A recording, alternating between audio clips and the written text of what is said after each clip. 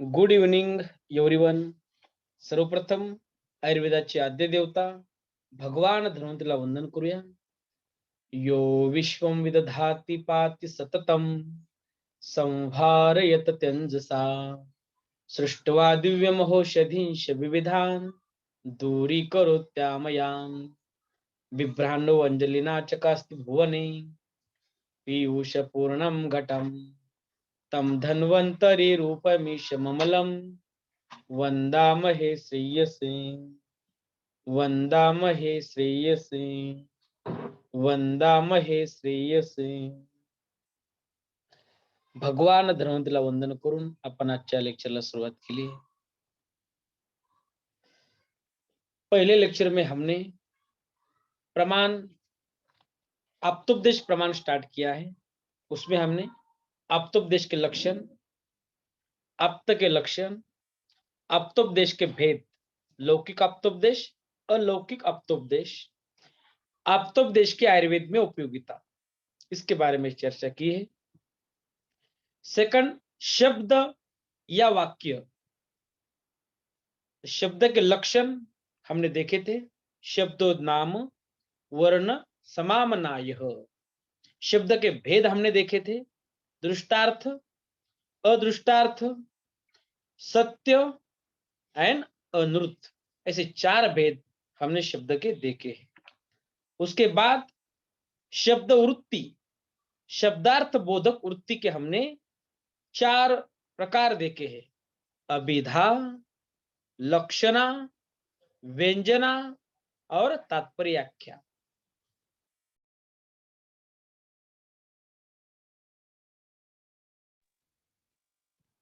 तो अभिधा और लक्षणा के बारे में हमने विस्तार से देखा था. अभिधा यानी जब किसी शब्द का सामान्य अर्थ में प्रयोग होता है तब वह उसकी अभिधा शक्ति होती है. उदाहरण हमने देखा था, सिर पर चढ़ाना. इस वाक्य का अर्थ किसी वस्तु को किसी स्थान से उठाकर सिर पर रखना होगा, इसका कोई अन्य अर्थ न लेना. ये हो गया अभिधा. सेकंड, लक्षणा,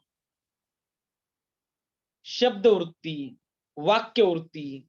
किसे कहते हैं? वाक्य के अभिप्राय का ज्ञान कराने वाले शक्तियों को शब्द वृत्ति या वाक्य वृत्ति कहते हैं. वाक्य के अर्थ को बताने वाली शक्ति को शब्द वृत्ति कहते हैं.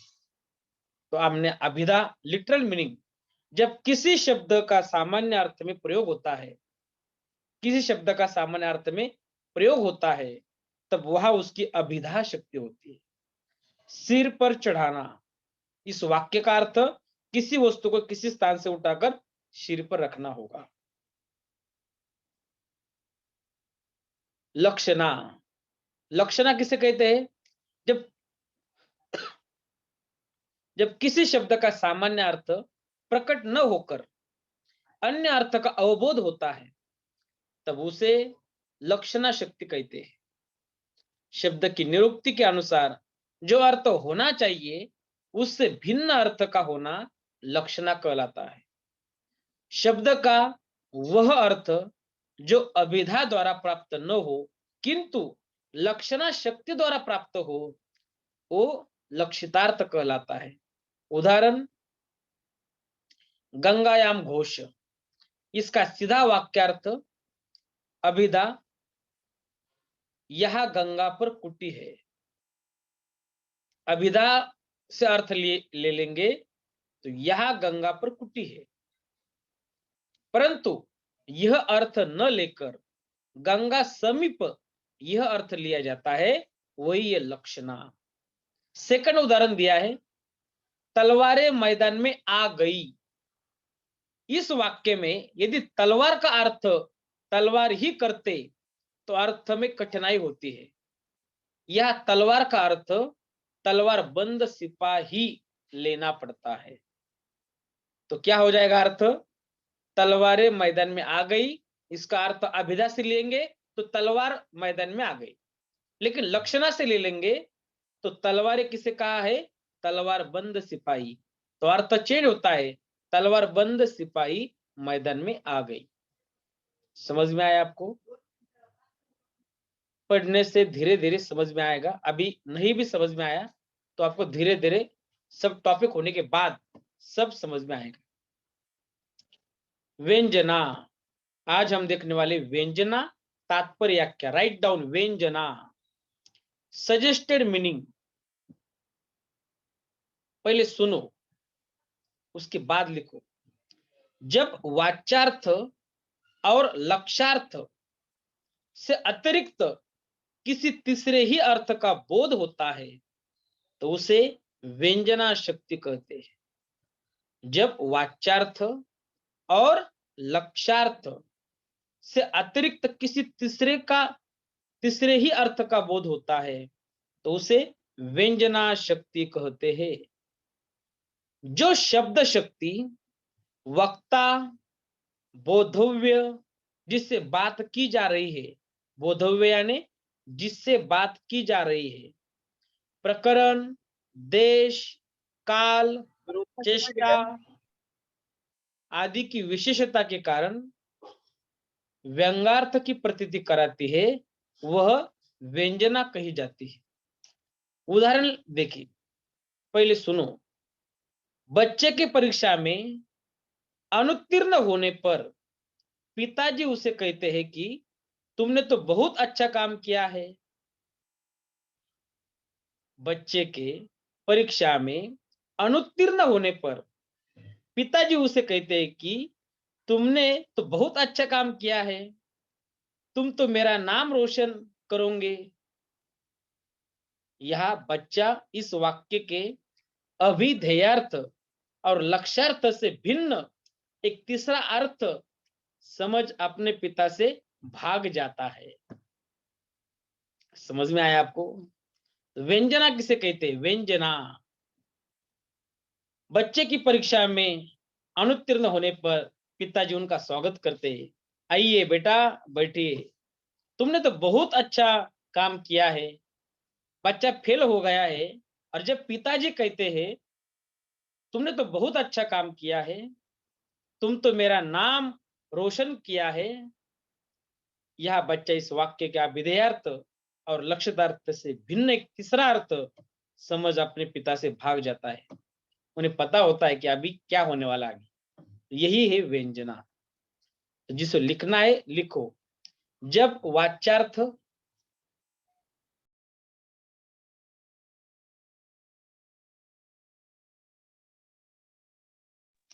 जब वाच्यार्थ और लक्ष्यार्थ से अतिरिक्त जब वाच्यार्थ और लक्ष्यार्थ से अतिरिक्त किसी तीसरे ही अर्थ का बोध होता है तो उसे व्यंजना शक्ति कहते हैं। जब वाच्यार्थ और लक्ष्यार्थ से अतिरिक्त किसी तीसरे ही अर्थ का बोध होता है तो उसे व्यंजना शक्ति कहते हैं।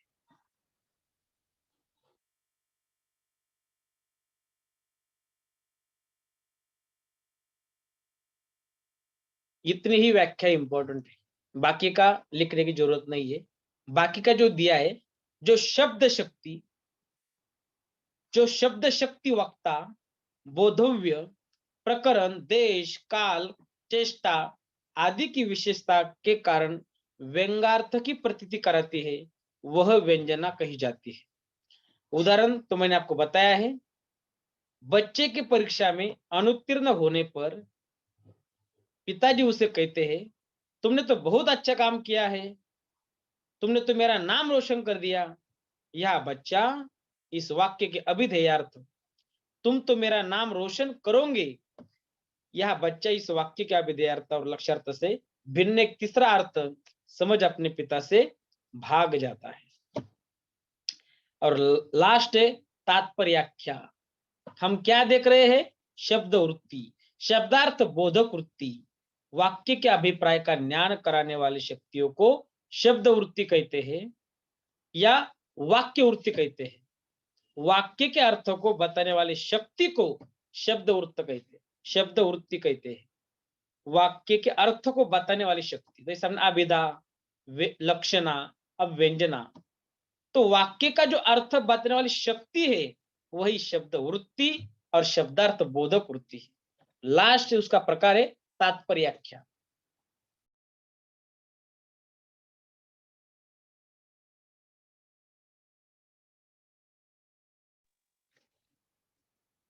रेफरेंस टू एन ऑब्जेक्ट, तात्पर्याख्या। एक शब्द के अनेक अर्थ हो सकते हैं यदि किसी स्थिति में, पहले सुनो, एक शब्द के अनेक अर्थ हो सकते हैं यदि किसी स्थिति में ऐसे किसी शब्द का प्रयोग किया जाए जिसके कई अर्थ है, तो ऐसी दशा में अभिधा, लक्षणा और व्यंजना से योग्य अर्थ का बोध नहीं होता। ऐसी अवस्था में शब्द की जिस शक्ति से योग्य अर्थ का ज्ञान होता है उसे तात्पर्याख्या कहते हैं। जहां पहले जो हमने तीन भेद देखे शब्द वृत्ति के, अभिधा, लक्षणा, व्यंजना, इन तीनों से ही जब ज्ञान नहीं होता तो ऐसी अवस्था में शब्द की जिस शक्ति से योग्य अर्थ का ज्ञान होता है उसे तात्पर्याख्या कहते हैं। उदाहरण क्या दिया है देखो, सैंधव शब्द के दो अर्थ है, एक नमक और दूसरा है घोड़ा। सैंधव शब्द के दो अर्थ है, एक नमक और घोड़ा। यदि भोजन के समय कोई कहे कि सैंधव मानय, तो उसका अर्थ यह लेना चाहिए कि नमक लाओ, सैंधव मानय, न कि घोड़ा। परिस्थिति के अनुसार शब्द का अर्थ जानना चाहिए। तो अभी तात्पर्याख्या किसे कहते हैं? एक शब्द के अनेक अर्थ हो सकते हैं, राइट डाउन, एक शब्द के अनेक अर्थ हो सकते हैं। एक शब्द के अनेक अर्थ हो सकते हैं। एक शब्द के अनेक अर्थ हो सकते हैं यदि किसी स्थिति में, यदि किसी स्थिति में, यदि किसी स्थिति में ऐसे किसी शब्द का प्रयोग किया जाए, ऐसे किसी शब्द का प्रयोग किया जाए जिसके कई अर्थ है।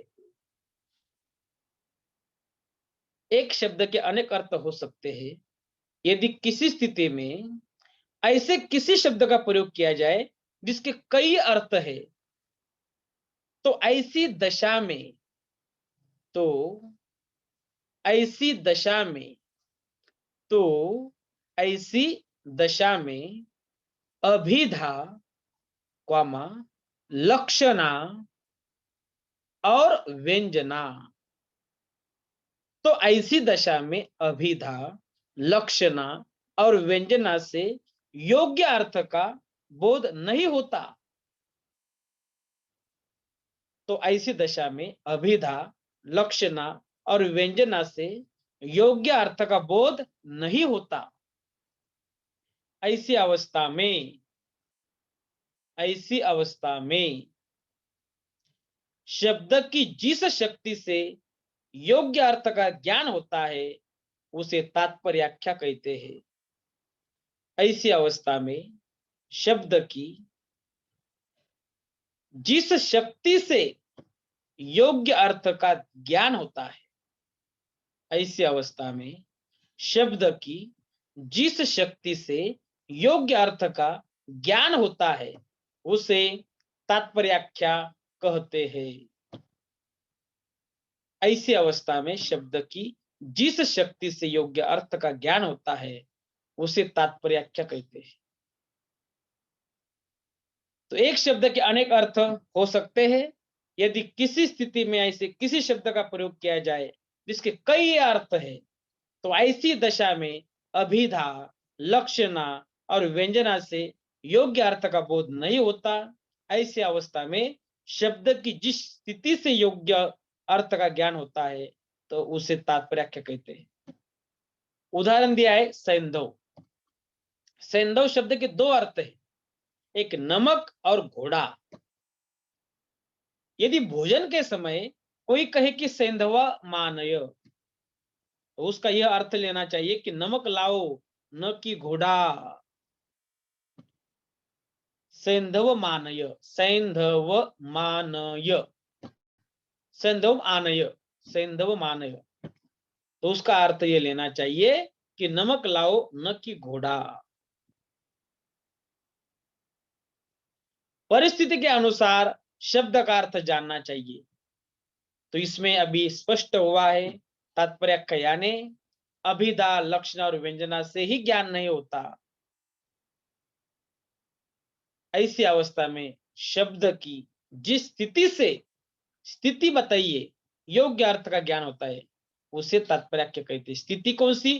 तो अभी देखा सैंधव, जब खाने बैठे हो खाना खाने के लिए, तब सैंधव माँ ने बताया तो वह नमक लाना है, घोड़ा नहीं, ये अभी यह बताया है। इसी तरह शब्दवृत्ति, शब्दार्थ बोधक वृत्ति यह समाप्त होती है। अभिधा, लक्षणा, व्यंजना और तात्पर्याख्या। शक्ति ग्रह हेतु, अगला पॉइंट है, हेडिंग दीजिए शक्ति ग्रह हेतु। शक्ति ग्रह हेतु, शक्ति ग्रह हेतु, शक्ति ग्रह हेतु।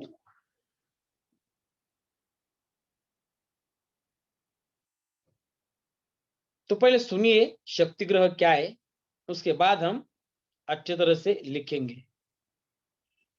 शक्ति ग्रह प्रत्येक पद का अर्थ उसमें आश्रित शक्ति की सहायता से उजागर होता है।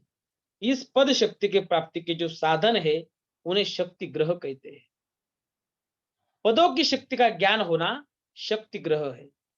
शब्द में जिससे अर्थ बोध होता है उसे शक्ति ग्रह कहते हैं। सिद्धांत मुक्तावली में श्लोक आया है शक्ति ग्रह के बारे में। शक्ति ग्रहम, पहले सुनो, सिर्फ मैं अच्छी तरह से लिख के दे दूंगा, टाइम दे दूंगा, पहले सुनो।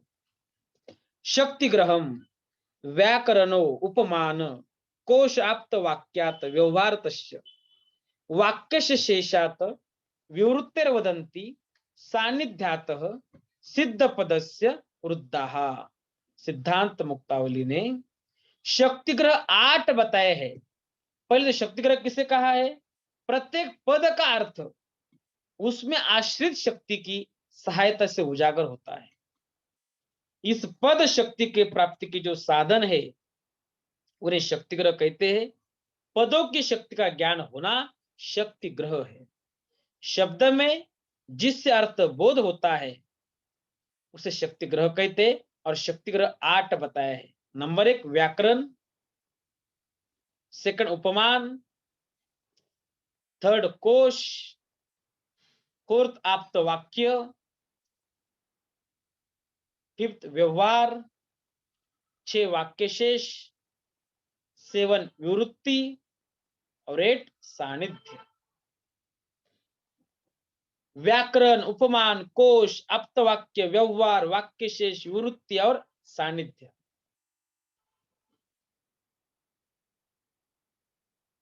व्याकरण ग्रामर, उपमान कंपैरिजन, कोश डिक्शनरी, आप्तवाक्य अभी हमने देखा अथॉरिटेटिव स्टेटमेंट, व्यवहार मैनरिज्म, वाक्य शेष स्पीच रिमाइंडर, विवृत्ति अनरेवलिंग और इंटरप्रिटेशन, और लास्ट सानिध्य, सानिध्य प्रेजेंस ऑफ नोन वर्ड्स। ये सभी क्या है? शक्ति ग्रह बताया है। तो शक्ति ग्रह की व्याख्या लिखो और उसके प्रकार लिखो। आज हमारा इतना ही हो जाएगा। आज लिखो प्रत्येक पद का अर्थ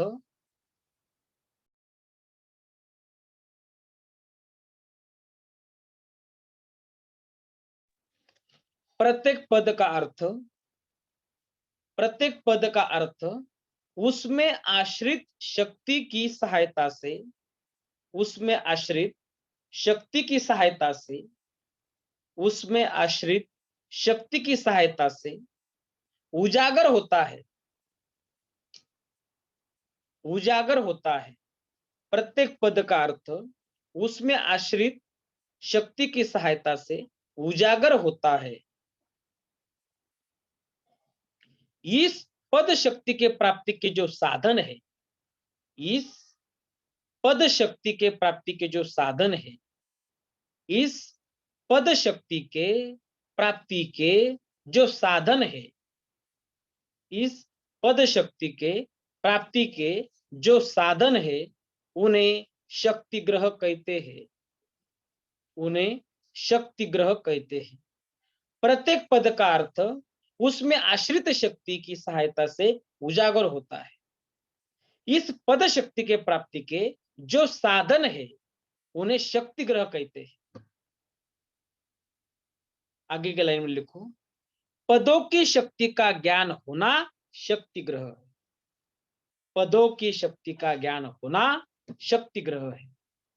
पदों की शक्ति का ज्ञान होना पदों की शक्ति का ज्ञान होना शक्ति ग्रह है।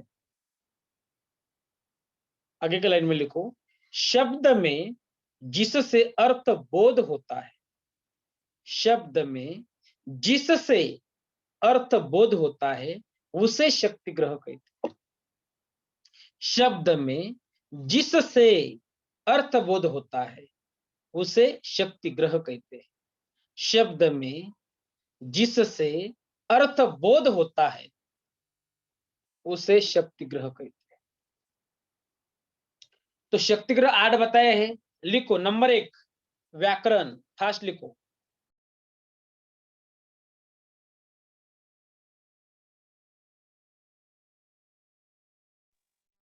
व्याकरण नंबर 1। सेकंड उपमान।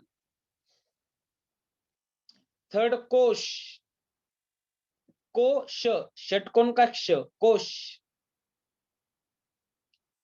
व्याकरण यानी ग्रामर, उपमान कंपैरिजन, कोश डिक्शनरी। फोर्थ आप्तवाक्य, आप्तवाक्य अथॉरिटेटिव स्टेटमेंट, अथॉरिटेटिव स्टेटमेंट आप्तवाक्य। फिफ्थ व्यवहार, मैनरिज्म, व्यवहार, व्यवहार।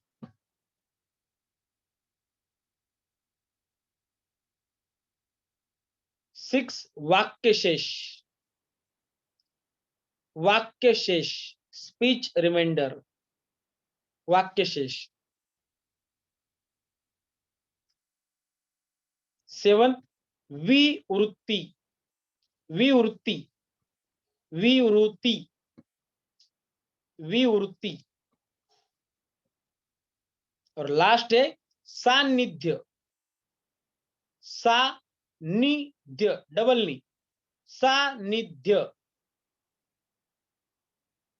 व्याकरण, उपमान, कोश, आप्तवाक्य, व्यवहार, वाक्यशेष, विवृत्ति, सान्निध्य।